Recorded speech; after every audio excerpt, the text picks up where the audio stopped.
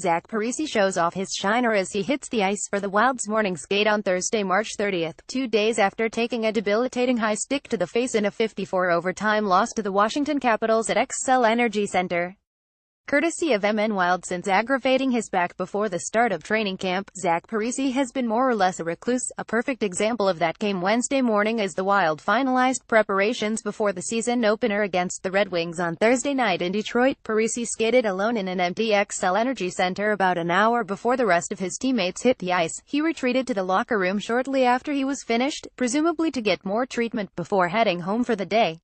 A few hours later, his teammates boarded a charter plane destined for Detroit.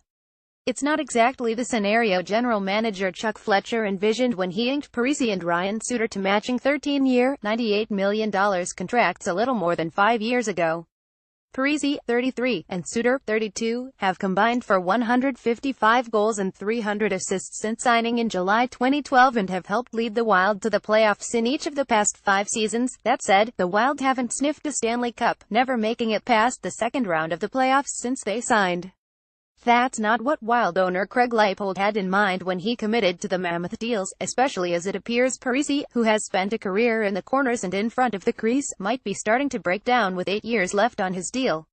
"I would have done the same thing over again, there's no question about that," Leipold said last month. "We wanted those 2 players.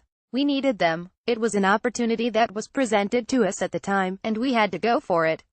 In a vacuum, it was the right move. Aside from going down as one of the marquee moments in franchise history, it gave the Wild instant credibility as one of the better teams in the Western Conference. You make a deal thinking about the positives, and it has been positive for the Wild," said Lou Nanne, former longtime general manager with the North Stars. "What general manager Chuck Fletcher did to get Parise and Suter here was tremendous. Would I make that deal if I was him in a heartbeat? That they changed the landscape of the franchise. Even having hurt Parise right now, I think it was still worth every penny. It won't be if he can't finish out his contract." Parise has struggled to take his game to the next level since coming to town as a tenacious winger on the brink of superstardom following a Stanley Cup Finals run with the New Jersey Devils. Injuries have undoubtedly been the biggest roadblock. He has missed 63 games since signing, including the entire 2016 postseason with back issues. Suter, by comparison, has only missed 5 games in 5 seasons.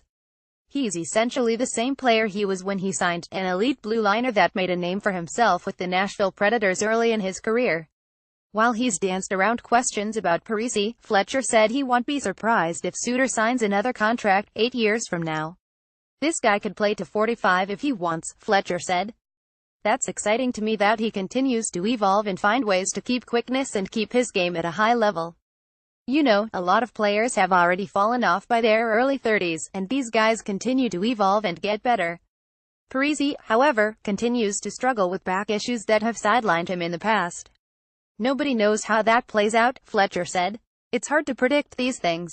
It's hard to know what sets things off here. There's no reason to believe he can't get back to 100%. Parise has acknowledged that he probably will have to monitor his current of injury for the rest of his career. He has met with reporters only once this season and stressed his desire to be healthy before playing in a regular season game. "You want to go in without nursing something," he said. "I want to go in and not have that stuff be at the top of my mind. Just go in and relax and play, and that's what I'm shooting towards." Parise's style doesn't lend itself to staying healthy. He's most effective as a gritty player unafraid to go to the dirty areas.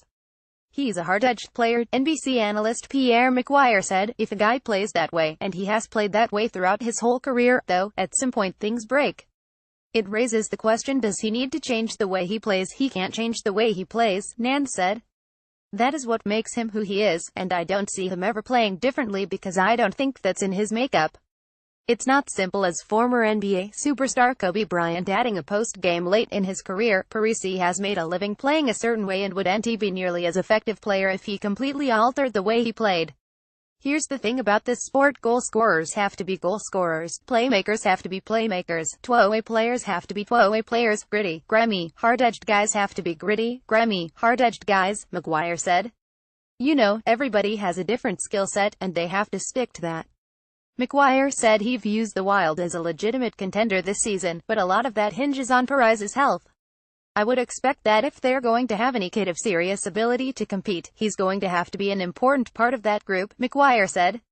They have to find a way to get him healthy. In the meantime, the only thing the Wild can do is wait. You know, certainly he's a guy that we need on our team, Leipold said. We need a healthy Zach Parise because he adds a dimension that we don't have, and he's a difference maker, so we want him on our team.